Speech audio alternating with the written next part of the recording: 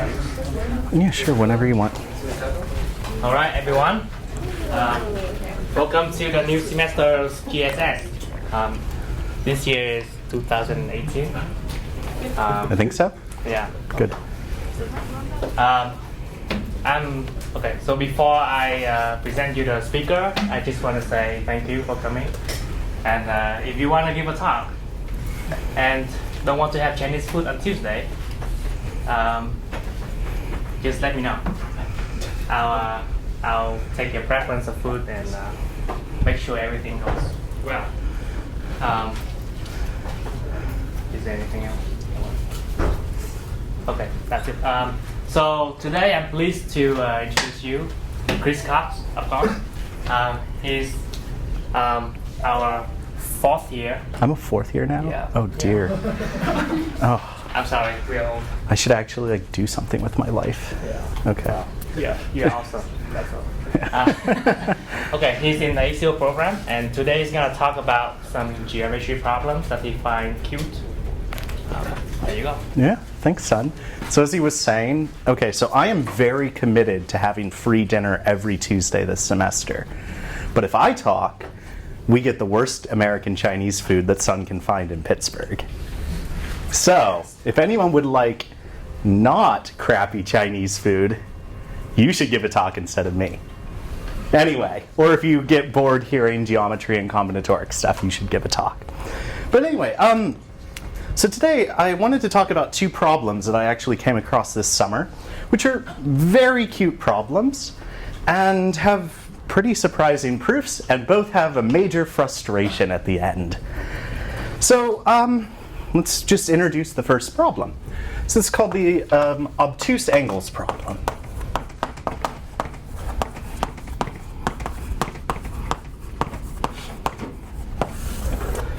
Now, what is the obtuse angles problem? Well, if I give you a point set, so let's say that we have a point set in RD, I could talk about the angles between these points. Now, what do we mean by angles? Well, if I give you any 3 points, well, they form a triangle, and I could talk about the angles of this triangle. And that's exactly what I mean when I say angles among point sets is all possible angles that I see in these triangles. Choose any 3 points, these are the angles I'm talking about. So the obtuse angles problem asks, how many points in R to the D can I have if there's no obtuse angle? So I want all of the angles to be less than or equal to 90 degrees. I don't want to have anything being obtuse. So how many can I have? It seems reasonable that at some point I have to have an obtuse angle. At least it seems silly to me if I could always avoid them. Eventually my point sets have to spread out enough that I can find one. So I think let's start out with an easy case. D equals 1. How many points can I have and not have an obtuse angle? Well, okay, D equals 1, that's a line. I could have 1 point, that's good. I could have 2 points, I mean, there's no angle. Can I have 3 points? No, that's kind of going to give me a 180 degree angle. So the answer here is 2. Let's give a name. I don't know. Let's call it like O of D is this max number of points. O for obtuse. So certainly O of 1 is 2. What about O of 2? Well, again, we need a construction and a proof. For 2 dimensions, I claim we can at least get 4, right?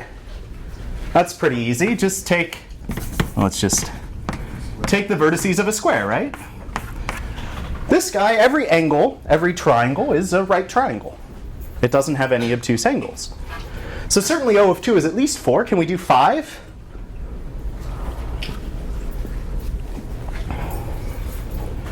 Well, let's think about this for a second. With 5 points, we have 2 options. Either they're in convex position or they're not.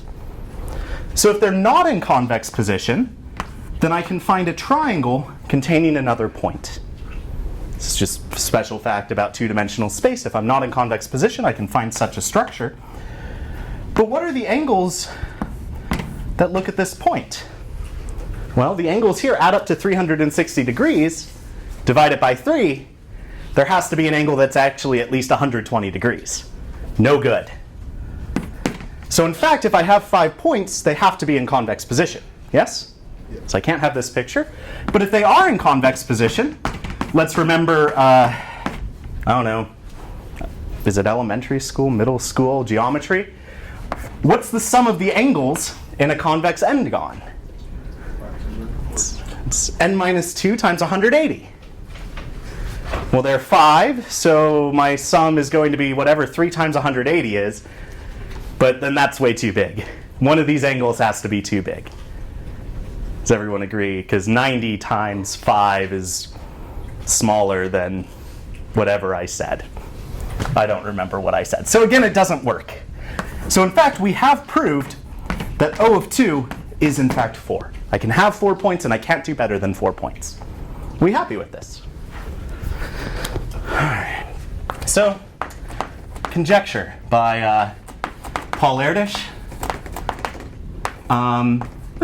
Around 1950, said that actually O of D should always be 2 to the D. Now, why does 2 to the D make sense?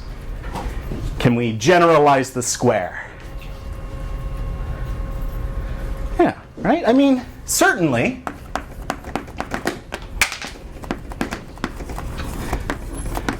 O of D is at least 2 to the D, and this is realized by the vertices of the hypercube. Right, I'm going to have lots of 90-degree angles, but I'll never see an obtuse angle if I only care about the vertices of the hypercube. This is very simple to prove. But can you do better? We saw that in, well, 1 dimension and 2 dimensions we couldn't do better. And in fact, in both 1 and 2 dimensions, you can convince yourself that the unique extremal example is in fact the hypercube. Yes, I mean, if I take 4 points, well, if they're not in convex position, I get the same issue here. But also, if they're not a perfect square, I'm going to have an obtuse angle by essentially definition.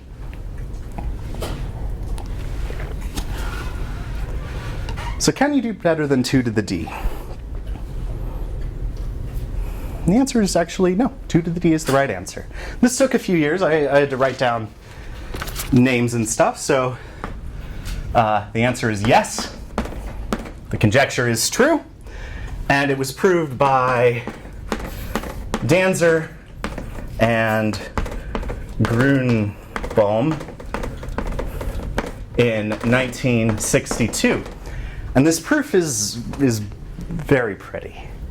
I wish that I could come up with anything half as pretty as this proof. Well, what do they do is it's a very clever just geometry proof that all it uses is volumes, actually. Are you ready for the proof? It's fun. Any questions about the problem? We understand the problem, yes? Okay. So, what's the proof here? Well, let's start out. We have our point set. Let's call it script P in R to the D.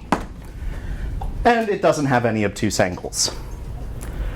Let's call C, let's let it be the convex hull of P. So take the convex hull of this point set. And this is what we'll be considering. Working around with is just actually the volume of C is what we care about. All right, so I guess first question, can we at least assume that C has positive volume? If not, apply it to the dimension lower, right? If it doesn't have positive volume because it's just a convex hull of a finite point set, then it has to actually live in a lower dimensional space. Well, because I guess it's just convex. So let's assume, for simplicity, that the volume of C is actually positive. And what are we going to do? We're going to take a bunch of copies of C. Namely, for each point in my point set, let's let C sub P be a copy of C, which is shrunk by a factor of 2 toward P. Okay, so what do I mean by this? I have my convex hole. I mean, that doesn't look very convex, but bear with me. And I have my point P, which is somewhere. I mean, maybe it's not on the hole, although you can prove they must be convex. So this is my guy C, and what I'm going to think about is just every single line, just shrink the body by a factor of 2 in that line, leaving P exactly in the same place. Or in other words, shrink your body by a factor of 2 and then translate it so P lies on top of itself. Are we happy with this? These are the CPs. So, the proof will follow by just a couple basic claims about the CPs. So let's see them. Claim 1. Maybe not even good to call it a claim. What's the volume of CP?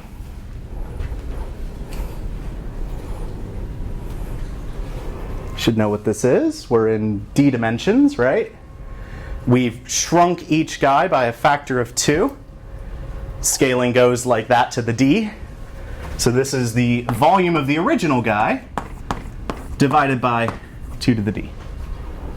Easy enough. Claim 2 is that CP is actually contained inside of C. Why? It's convex, right? Each of these lines lie inside of C because, well, convex. So this is good convexity. Okay, last one. And this is the final one, so we actually have to use some fact, right? We haven't used anything about P. We haven't used the fact that it doesn't have obtuse angles yet, so somehow the third claim has to use this. So claim 3 is that for every P not equal to P prime in my point set, that these two shrunk bodies, let's just say, have disjoint interiors.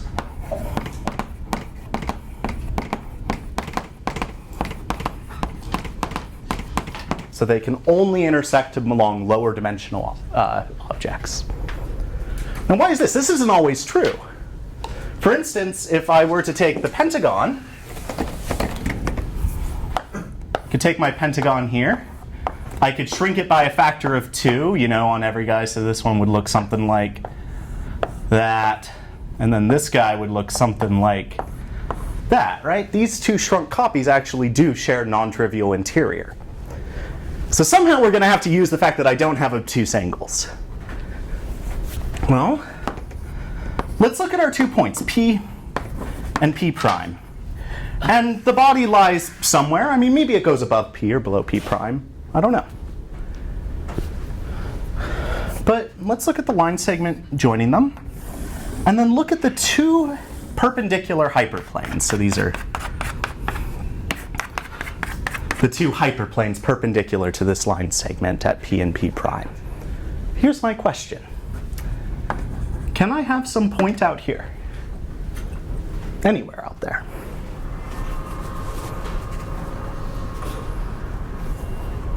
Well, what would happen if there were a point out here?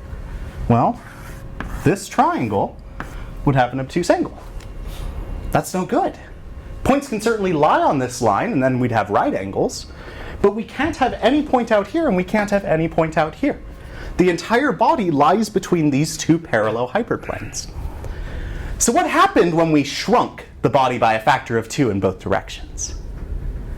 Well, we can think about the body shrinking, but this hyperplane in some sense lifted up when shrinking it there.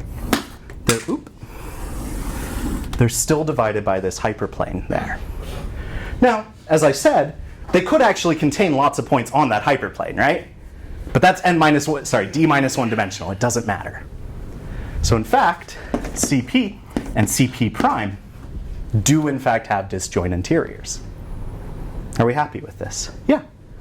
So, by drawing this picture, we're assuming that it's in convex position. No, we aren't.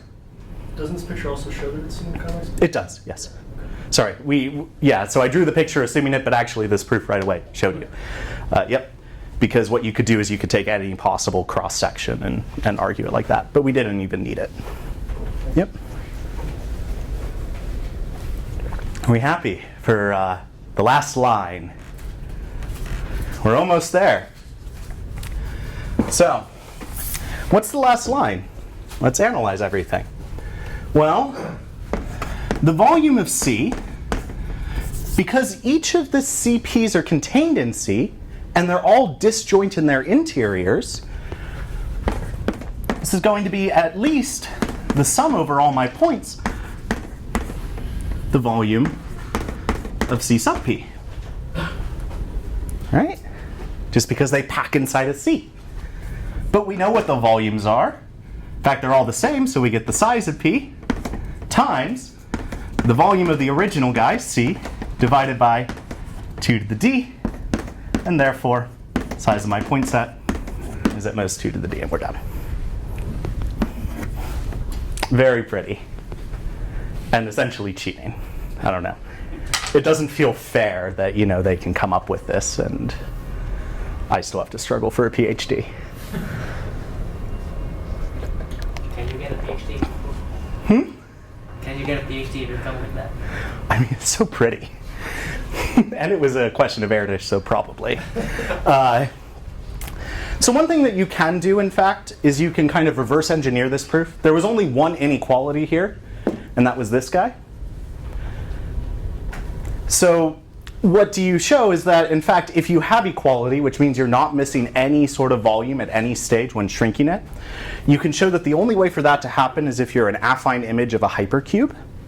And then finally, by using the fact that we don't have any obtuse angles, you can say, in fact, the only affine image of a hypercube that makes any sense here is the normal hypercube.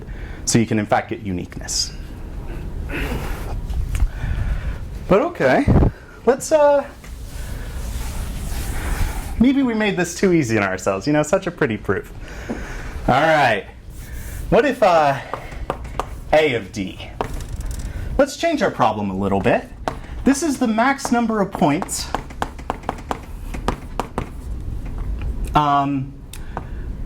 with only acute angles.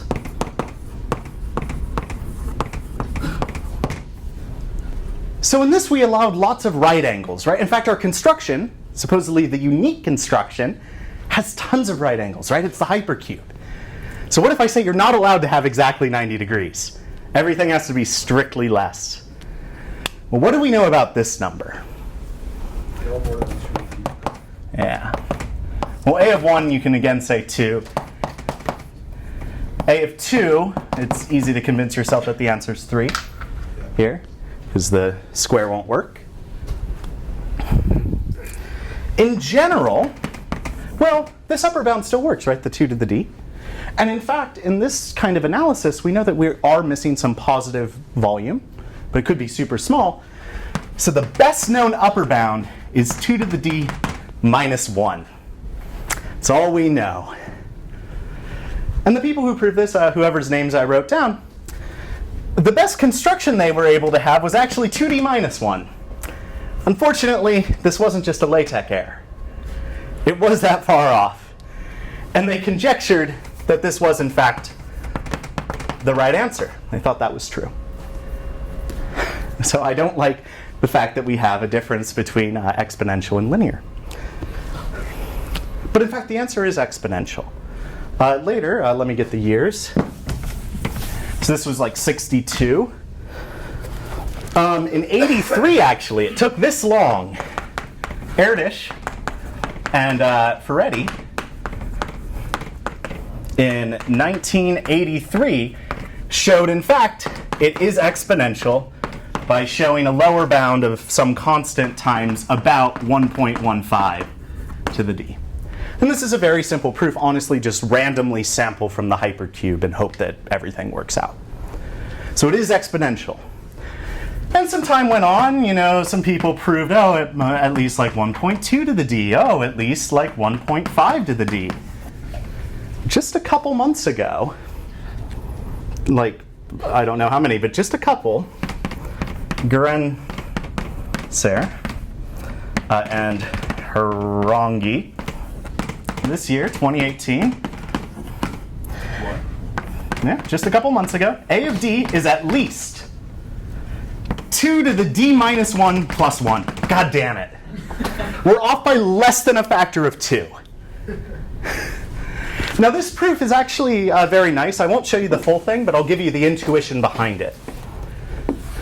So the intuition is we'd expect it, if we're doing well, we'd expect it to look like a cube, except just kind of warped a little bit, right, to kind of break those 90-degree angles. So what they do, essentially, is, let's think about 3 dimensions, is they start with a cube in 1 dimension lower. Now that has tons of right angles in it. So what we're going to do is we're going to kind of slowly push the points toward the center of that cube, very tiny amount, and then pull them up. So by doing this and making sure that they don't all lie on the same d-1 dimensional hyperspace, kind of perturbing them a bit, you can make sure that your perturbations are small enough that you both break all right angles and don't kill anything else. So this gives you your 2 to the d minus 1, and the plus 1 says actually the center point of the hypercube in the higher dimension, that actually you get it for free. It just works. And it's very nice. There's like a lot of annoying notation in their proof, but the basic idea is very simple, and it's crazy that we're off by less than 2. Less than a factor of 2. I think this is correct. This should be the correct answer. But if it is the correct answer, it's going to be hard to prove it, in my opinion. Why? Is because there's no sort of symmetry going on with this construction. They construct infinitely many examples that look very combinatorially different. Just because I could choose these perturbations to be whatever I want. There's no sort of symmetry going on here. I can't say, oh, it's unique up to this. Any small enough perturbations will work. So I think this will be difficult. But as I thought about this over the summer, mainly trying to deconstruct that proof of the shrinking volumes, and thinking about, well, what happens if I do have strictly less than 90 degrees? Well, then I have to have a bunch of translates of the body all touching at a single vertex and not touching anywhere else. And only every pair can touch. You can't have 3 touching at a single point. So this kind of led me and old grad student here, Roy, think about, okay, well, how can translates of bodies actually intersect? And we were talking about this and actually came across another problem, which doesn't seem to be related to this at all, but again, has a very, very pretty proof, and has the same issue of we're off by less than a factor of 2, and makes me very sad. So this problem, unless anyone has any questions about this acute angles problem, we'll go on to another one. Yeah? All right, let's do another one. This is something called touching simplices.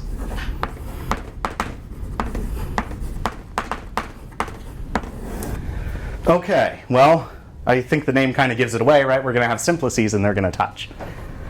But I guess we should define what we mean by touch. Yeah? I mean, everyone hopefully knows what a simplex is, so we don't have to do that. But what do we mean by 2 bodies touching? Well, 2 simplices touch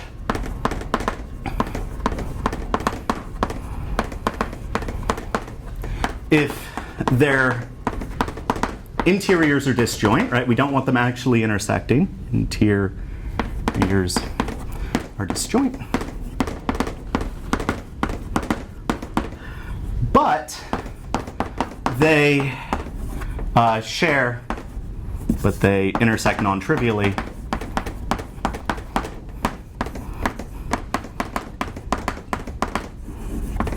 along a facet.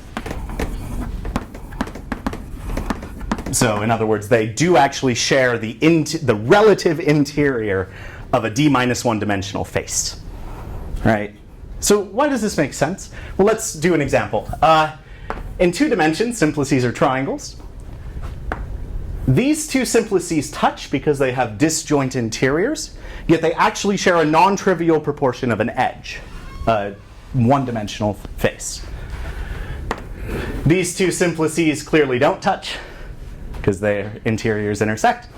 And these 2 simplices also don't touch because they only share a d minus 2-dimensional face and not a d minus 1-dimensional face. And the reason that we don't want to consider this as touching is clearly, I mean, I do combinatorics, I like to count. I want to know how many of these things there are. If I allowed you to say that 2 simplices touch if they shared a d minus 2-dimensional face, then the answer is infinity, right? I could just basically stack as many simplices around this point as I wanted. Just make them smaller and smaller, and same thing like 3 dimensions. I could stack them all around an edge, 4 dimensions all around a face, etc. So this is kind of our right definition of touching. Okay. So again, we're going to ask the same question. How many touching simplices can I have in d dimensions? Let's call it T of d. It's the max number of touching simplices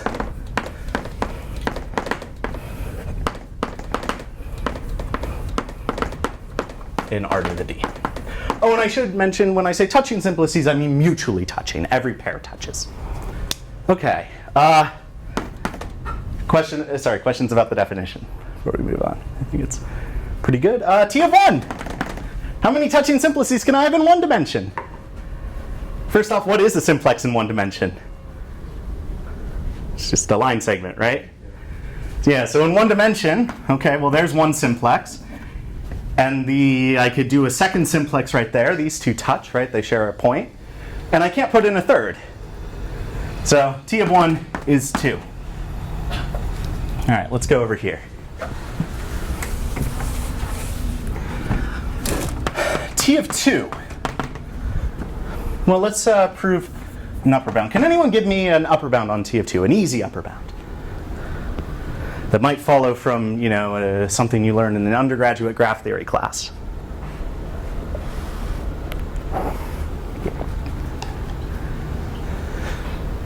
If I have a bunch of touching simplices in the plane, well, what I could do is I could draw a graph, right? I could basically put a point at every simplex, and I could draw an edge if they touch, right?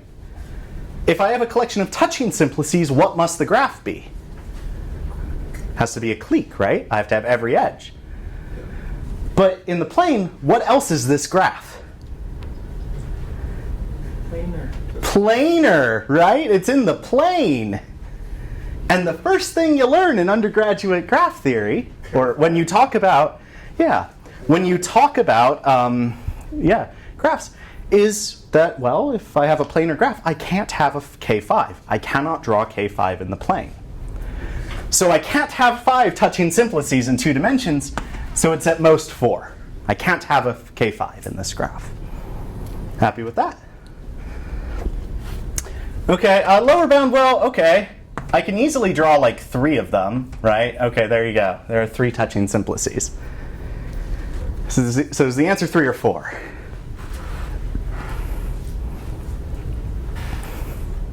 It's 4.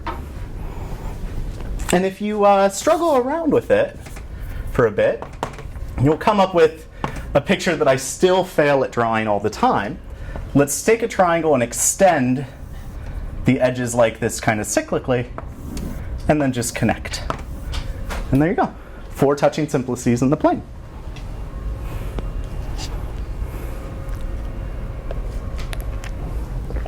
Okay, 3 dimensions.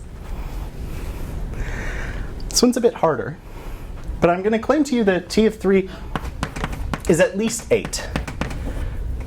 And I'm going to tell you how we can actually inductively build these things. I'm going to give it informally, and actually there will be plenty of time. I might actually give a formal proof that you can always how to build these things. So let's think about this picture except kind of mirrored. So this is going to be really difficult for me to draw, so forgive me. If I kind of mirror this picture, I get something kind of, wait, mirror and rotate. I want to get something that's kind of like that. And then let's extend everything again. let's see here. I think this does what I want. So notice that every green simplex actually intersects the interior of every white simplex. I think I drew this correctly. No, I did not, because this one doesn't hit that one. I did not draw this correctly. I think I need to rotate it more. Okay, anyway, we'll prove this.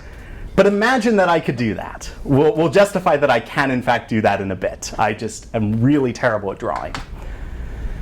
So pretend that every green triangle actually hit every white triangle non-trivially. Now what I can imagine is taking the green triangles and pulling them out here, which would be three-dimensional simplices then. And I can take every white triangle and push it back into a simplex as well, to kind of extend them into 3 dimensions. Well, I know that every new white 3-dimensional simplex will touch, and every green 3-dimensional simplex will touch. And in fact, every white touches every green because they've been forced to touch in this kind of 2-dimensional plane. So if I could draw this picture correctly, which clearly I can't and will never be able to do if I try, this should try to justify that you can have at least 8 in 3 dimensions. And let me, I think there's a name. So first thing, let's talk about a theorem. And I think that this had been proved a number of times, but the one I'm going to talk about is one by Zaks in 1981, who showed that T of D is always at least 2 to the D. And essentially the way it does it is it formalizes what I said, is you can take 2 D-1 dimensional objects, fit them together across a plane, and then pull them out into the next dimension and have it work. So what we'll actually prove is that if D is at least 2, there exists 2 to the D touching simplices.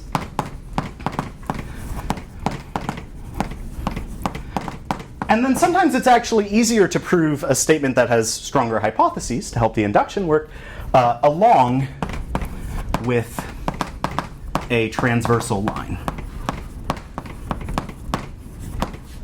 So what do I mean by a transversal line? It's exactly what it sounds like. It's a line that passes through every one of the simplices non-trivially. So it actually has to intersect the interior of every simplex.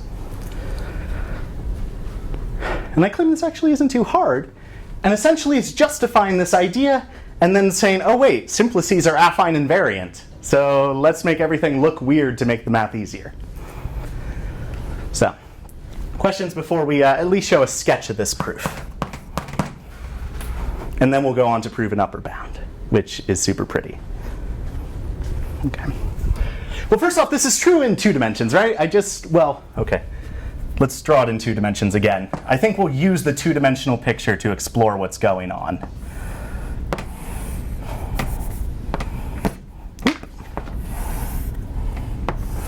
All right, let's draw the big 2-dimensional picture. And this does have a transversal line. I could, for instance, let's draw it in blue, take this line right here. This line intersects the interior of every simplex non-trivially. Okay. So what am I going to do? I'm going to use this line to essentially justify how to lay 2 copies on top of each other. All right. So first thing, this line actually intersects the interior. So pretend we're in higher dimensions now. It intersects the interior, which means that I can jiggle it a little bit in any orthogonal direction, and it still intersects every interior. So let's take 2 copies of it, one a tiny bit away from the other, so it still intersects every interior. And let's draw a bunch of bars. So these are going to be perpendicular to the 2 lines, just connecting them. And I'm going to draw a bar that connects these 2 lines, kind of like a ladder in every simplex. And then lastly, I'm going to draw a bar up top and a bar down below. So I've kind of drawn a ladder. All right, so what's the point of this? The point of this is just to help us prove things later and help us get the affine transformation in mind. All right, so what I can do is I'm going to use this kind of rectangle right here. Let's ignore everything else. I just care about what happens from the very bottom rung to the very top rung. And by affine transformations,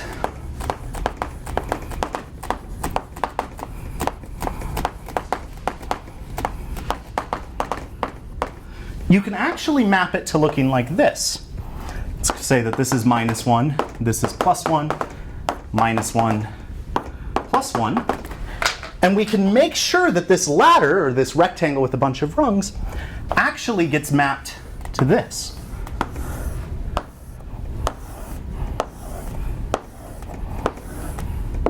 However many I have.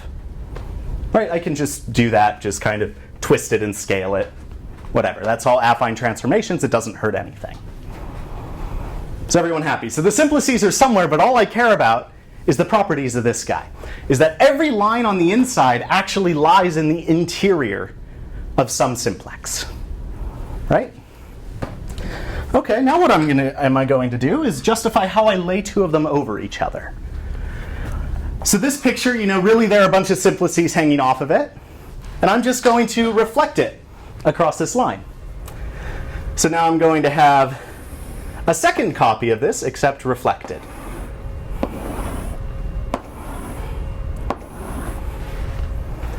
Now, remember that each blue line represents a simplex, and each green line represents a simplex kind of in this same overlaid copy. And note that every green line that matters, right, these interior ones, actually intersect a blue line. Every blue line. Which is essentially the same as saying the interiors here actually all intersect. So what are we finally going to do? Pull the green simplices out toward you, push the blue ones back, really, into the D plus first dimension or whatever. So let's note that these are still touching for the same reason, right? Every green one stays touching, every blue one stays touching, and between, they share this two-dimensional face with each other. Okay, but we need one last thing, don't we, to complete the induction? We need this transversal line, right? Oh, but that's super easy. There you go, and then kind of rotate it a little bit. So we're done. Questions? So we can get at least 2 to the d of them by this, right? We can always double to get to the next dimension. Again, the proof may seem maybe a little bit convoluted because we're ignoring the simplices and just relying on affine transformations, but it's formalizing this idea that I can't draw. All right. So let's note the conjecture. Conjecture by, I have no idea how to say this guy's name. Bagamil. That sounds very strange. 1956 says that actually you shouldn't be able to do better than this construction. We already know that it's true for 2 dimensions because of planar graphs. That same type of intuition won't work for you in higher dimensions. And it was open for a long time, and it's still open today. But for a while, just kind of by an easy induction proof, you can get an upper bound of something looking like d factorial, which is roughly like d to the d, which is very far from 2 to the d. Until, very smart guy, again, I wish that I could prove anything like this, by the name of Pearls, 1984,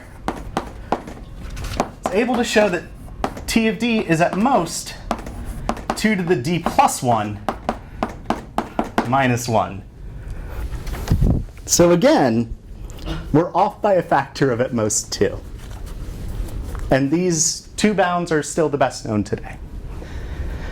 Although I guess technically I should say you can kind of sort of improve the minus 1 in low dimensions, because what we'll prove, actually you can improve it in small dimensions, but in high dimensions the best you can do is a minus 1 by this proof. And this proof is magic.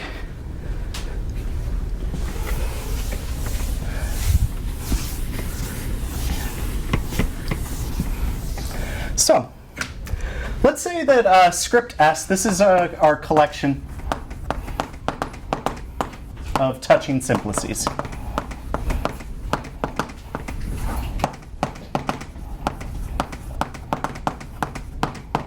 In R to the D. We want to show, of course, that the size of S is at most 2 to the D plus 1 minus 1. So, let's draw a bunch of hyperplanes. So let's let H, this is the set of hyperplanes containing a facet of some simplex.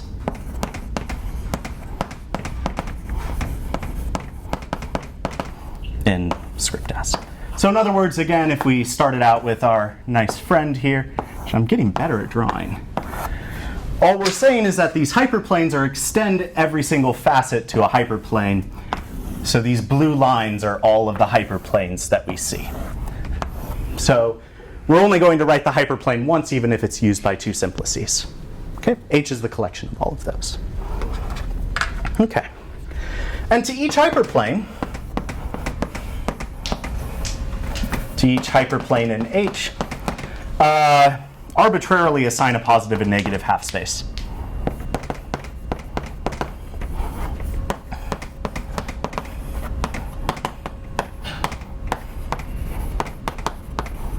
So I go here and I say, well, for this line right here, this is the positive side, this is the negative side. For this one, this is the negative side, that's the positive side. They don't have to match up in any way, shape, or form. I just want to be able to talk about the positive side of the positive half space or the negative half space. All right, we'll call them like H plus and H minus, or the positive and negative half spaces associated with the hyperplane H. And now we're going to build a vector. So for each simplex, we're going to build a vector associated with this simplex, which is going to be an element of plus minus 1, 0, indexed by the hyperplanes. So to every hyperplane in simplex, it's either going to be a plus 1, minus 1, or a 0, depending on how this simplex and hyperplane interact. So what are we going to do? Well, if I give you some hyperplane, I can look at that index in this vector, and it's going to be, well, 0 if H doesn't contain a facet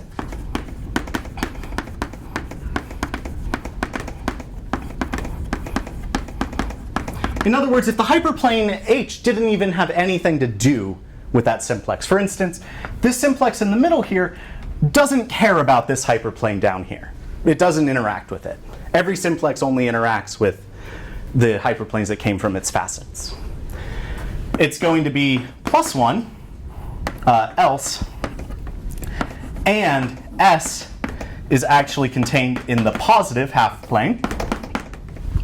So for instance, this guy right here, this simplex, versus this hyperplane would get a plus 1, because it lies on the positive side of that hyperplane, and a minus 1 otherwise, if it's on the negative side of that hyperplane.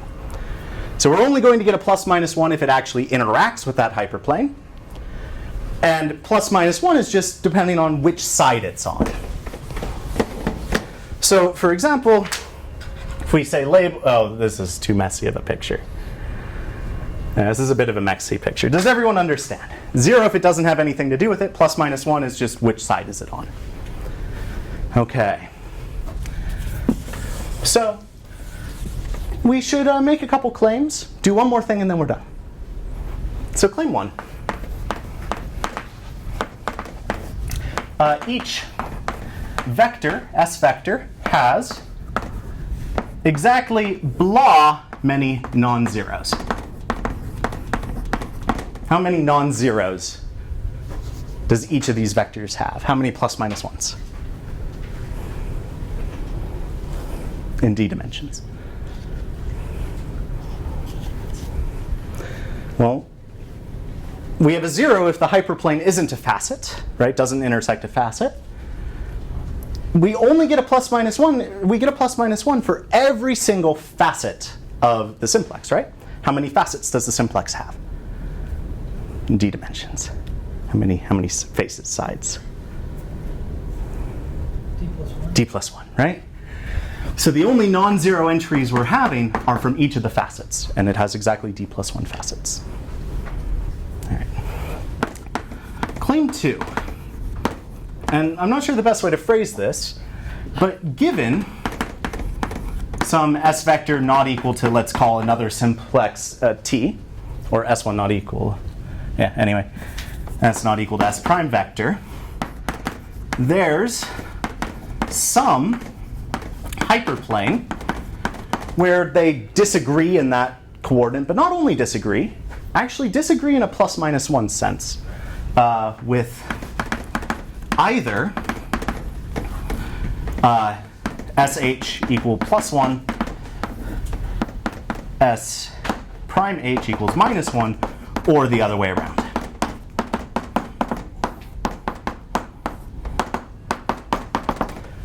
Why is this? So not only are they different vectors, but they are different in a very particular way. There's some coordinate where one is a plus 1 and the other is a minus 1.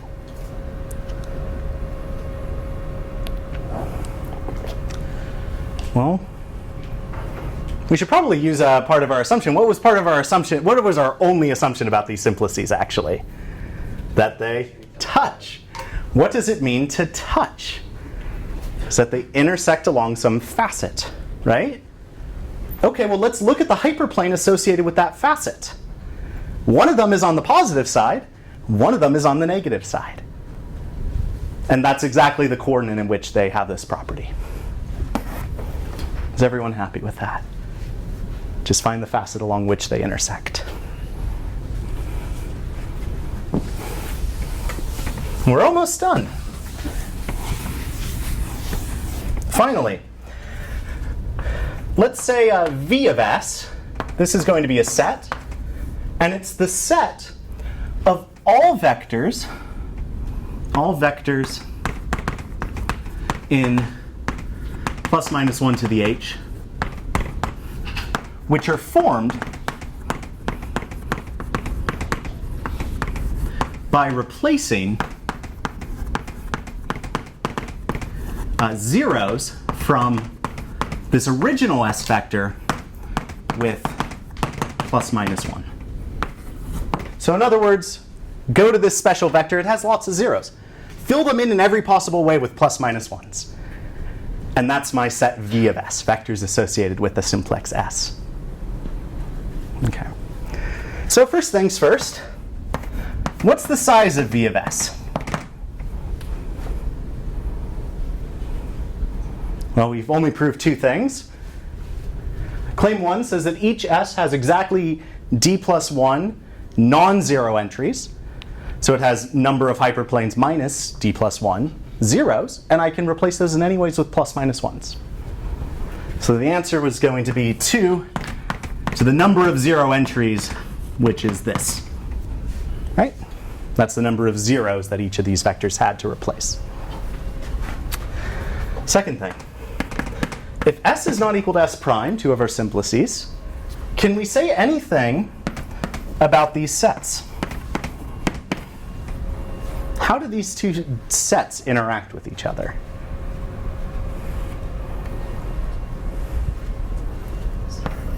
They're what? I heard something. They're disjoint. Why are they disjoint?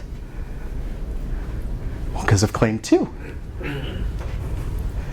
If they were to have an intersection, well, the way to make that happen was only by replacing zeros, right? So that would have said that the original non-zero entries of these vectors had to already line up. But can they have done that? No, because they already deferred in a non-zero entry. And that same difference, we didn't change it by just replacing zeros. So these have empty intersection. So now we count. All right, so how many vectors are there plus minus 1 to the h?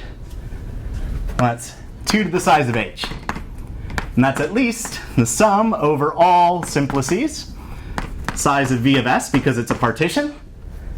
And this is the size of s times 2 to the number of hyperplanes minus d minus 1, which tells us that size of s, number of simplices, is at most 2 to the d plus 1. But I claimed actually more. I claimed strict I claimed a minus 1, didn't I? Who knows where my -1 is coming from? All zero. Hmm? All zero vector. Sorry, where's the all zero? Where plus -1 vectors? I'm claiming that this is actually a strict inequality. Why is that? There are some plus -1 vectors that I can't see. And the way to see this is if I have some simplices, and I draw all of the hyperplanes, and I have a positive and negative side associated with each. If I give you a vector plus -1s, I can tell you exactly what region it's in, right? Just by, I mean, these are how these kind of polytopes are defined. So if I go outside of the convex hull of all of these simplices, say out here, well, then there's some hyperplane that this guy lies on that side of, and it's not shared by any of these. So in fact, every region outside of the convex hull that's formed by these hyperplanes, we're never going to see that plus -1 sign. That can't happen because every simplex inside differs with it because it lies on this side of that facet, whereas it lies on the other. So there are actually a bunch of plus -1 vectors that we don't get to see. So why do I only say -1? We could actually count roughly how many there are. But the issue is it's going to be the number of vectors that we don't see is going to be something like, and I'm going to lie a little bit, but basically something like the number of hyperplanes to the order, d to the number of hyperplanes, roughly. I think that's right. Is that about right? No, that can't be right. Hyperplanes to the d? Yeah, sorry, there we go. Roughly the number of hyperplanes to the d, at most. This is not hard counting. For instance, if I have like n lines in a plane, how many regions could I cut the plane into? The answer is at most roughly n squared. Same thing in 3 dimensions. If I have a bunch of 2-dimensional hyperplanes, I can cut it into at most like n cubed. And this kind of follows up. So really, I think I could say a -1 there. But the main takeaway is that the number that I get to subtract off here, or the number that I get to subtract off here minus some number, is something like number of hyperplanes to the d, let's say. But upon dividing by 2 to the number of hyperplanes, well, this is polynomial in the number of hyperplanes, this is exponential in the number of hyperplanes, this extra factor gets destroyed. It doesn't contribute anything when the dimension is large. So sure, in small dimensions, you can actually push this down further than a -1 and actually get -2, which would be great. But in high dimensions, it doesn't help you out. All you can get is the -1. But anyway, there's our little proof. Hopefully we had some fun. Again, if you want to eat something other than terrible American Chinese food, you should give a talk. Thanks.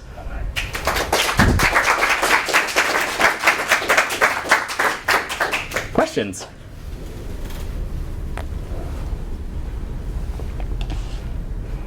No? If Okay. there's no question, let's take this again. Great. All right. How do I turn this off? Just Oh, hold. okay. Yeah. Went red. Great. Awesome.